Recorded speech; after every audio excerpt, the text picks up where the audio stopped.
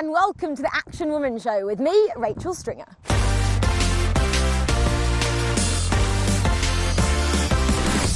Coming up on this month's show, I try out downhill mountain biking with the current world champion Rachel Atherton. Paralympian Stef Reid makes history at London Fashion Week, and find out who were crowned champions in the FA WSL. I'm in a very windy Edinburgh for Foxhunt, which is an event which sees 150 ladies, the hounds, bike as fast as they can down these hills, trying to avoid being caught by Rachel Atherton, aka the Fox. We'll be seeing Rachel a little bit later on, but for now, let's swap the mud and the hills of Scotland for the glitz and glamour of London Fashion Week, where Paralympian Stef Reid, she swapped the long jump runway for the catwalk.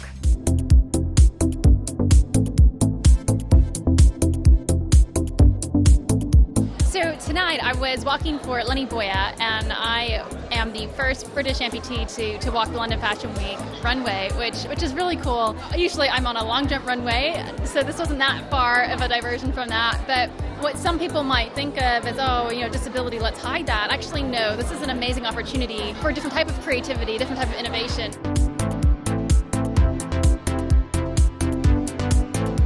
You know, Lenny's collection is about, it's called Dramatique. It's about strong, confident women. You know, part of the reason I love what I'm wearing is that I feel like a Disney character, but a more badass, confident version of one. I just really like the way that she portrays the confidence of women, and that's kind of how we got started. I grew up absolutely sport mad. Actually, my dream was to be a rugby player. I wanted to play professionally, and that was what I was working towards. And then when I was 16, I was run over by a boat, and unfortunately got caught in propellers, and what resulted in the amputation of part of my right leg. And gosh, it's so difficult, you know, growing up, and that's kind of been why it was nice doing this runway, because, you know, as a 16-year-old, you think, gosh, you know, I don't look like these girls look in Cosmo, and yet somebody wanted me to walk the runway for them tonight, which is kind of cool. You have young girls in schools too embarrassed to raise their hand. They're not confident enough to raise their hand and ask a question. And to me, that's devastating. You know, that's an entire generation of potential you're losing out on. For me, I mean, sport is what really gave me my confidence back. I'm such a huge believer in sport for all young women. I think it just gives you that sense of ownership of the space that you have in your body, and that sense of control. And I want to see young women who are confident enough to pursue whatever they want. And I'm not talking about elite sport, I mean recreational sport, but just being confident to say, you know what, I want to give this a try, and it doesn't matter if I fail. I'm not worried about somebody else thinking I look silly doing it. I'm just going to go for it. Long jumping and, you know, walking on runways were two things I never imagined I would be doing. You know, I was lying in a hospital bed just after the accident. So it's been a really cool journey, and I've been really thankful for everything I've been able to do. Stef, you looked amazing. Right, now over to the FA WSL, which came to a very dramatic conclusion this month, and which saw Chelsea ladies crowned the champions. Now over to a look of how all of that unfolded. I think you have a dream, and you believe in your dreams when you're young, but sometimes reality kicks in. No opportunities to play, no teams. And when I did play, I got bullied. It's tough, really tough. You get the name calling, don't you? The tomboy. There was a point when I thought, I can't do this anymore, I don't want to play football, it's not for girls. I've worked in betting shops, I've worked in McDonald's. Started in the laundry so I could earn some money and play football at the same time. Those horrible days where you're alone and you've really got to motivate yourself. Didn't dare to dream. It's been on a massive journey, especially over the last 2 or 3 years. I knew women's football would get there one day, but I just didn't know when or how soon, and it's amazing how quickly it's happened. I think it's in a fantastic place. It's in the best place it's ever been. There's a buzz around the sport, more people are interested now, and that's what we wanted. These youngsters coming through, I mean, they've got the world at their feet. I'm actually quite jealous. We've seen attendances go up by 80% in all stadiums. The sacrifices that I made when I was younger will worthwhile. It just gives every little girl now that ever picks up a football the opportunity to dream, to do what we do. They've opened the scoring! Oh, it's a great effort by Kirby, what a goal!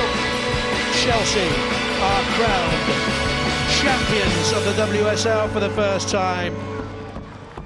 Ladies, go and enjoy a well-deserved break. Right, we couldn't come to Scotland without talking to the lady herself. It's the downhill mountain biking phenomenon. It's Rachel Atherton on her golden season.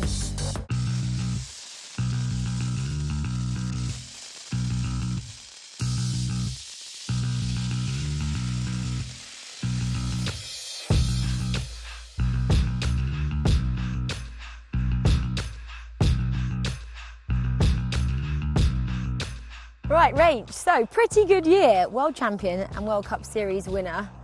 Must be happy with that. Yeah, very happy. Couldn't have gone better, really.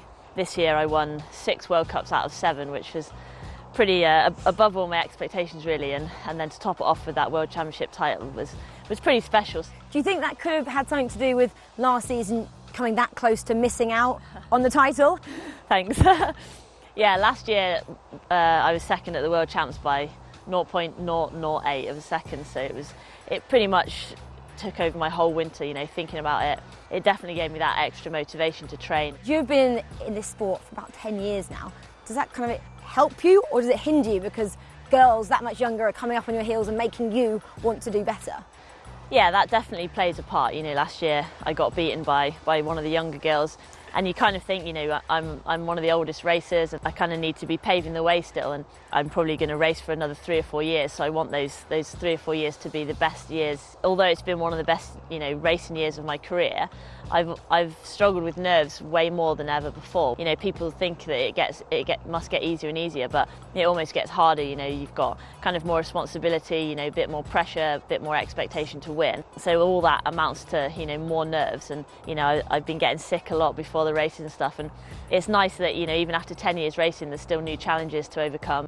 People ask quite a lot, what goes through your head just before you leave the start gate, and it's the only time that I have a blank head. You haven't really got anything in your head, and I think that's one of the keys to being able to ride well and perform.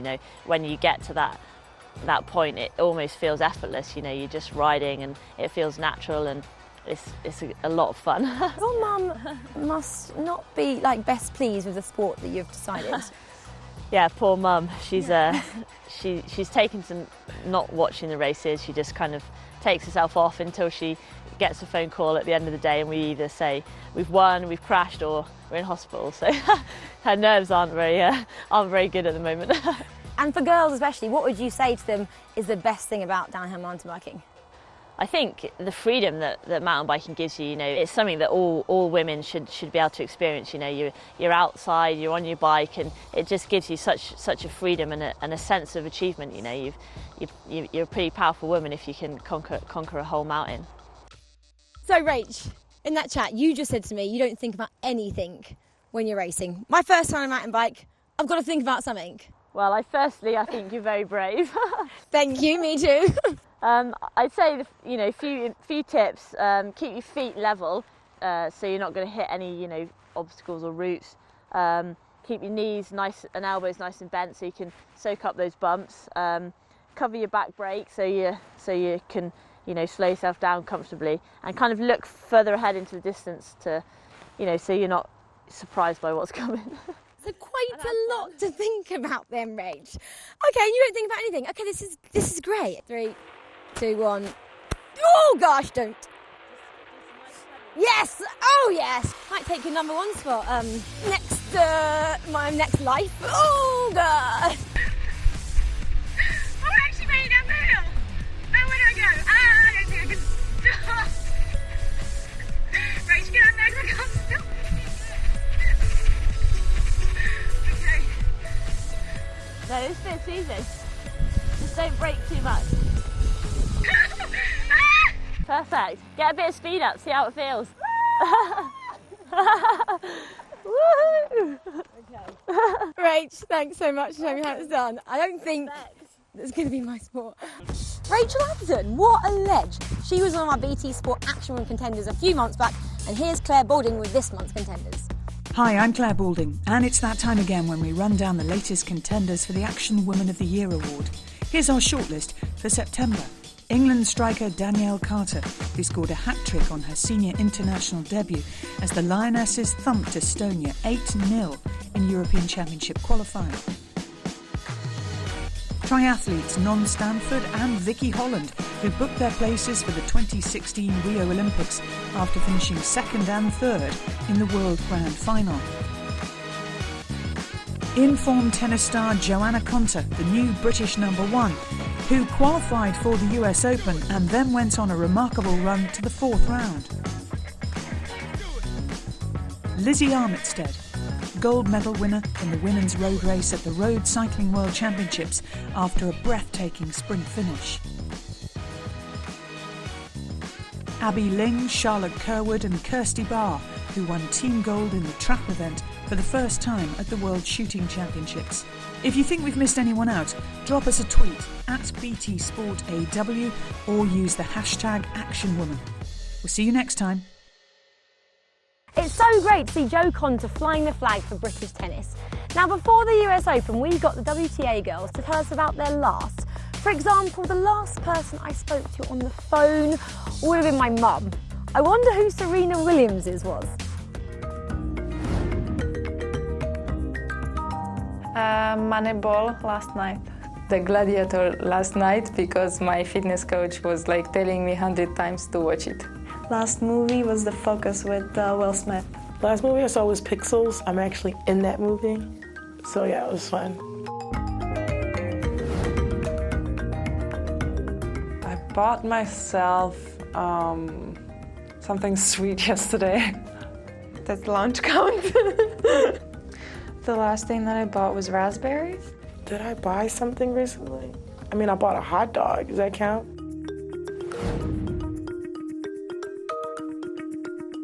My mom, just recently, just over lunch. Was probably my sister. Was my sister. Serena. Well, that's private information. Caroline's was you, by the way. Well, that's nearly it from this month's Action Woman show. We'll be back next month bringing you more action from the world of women in sport. But in the meantime, hit that subscribe button. Bye.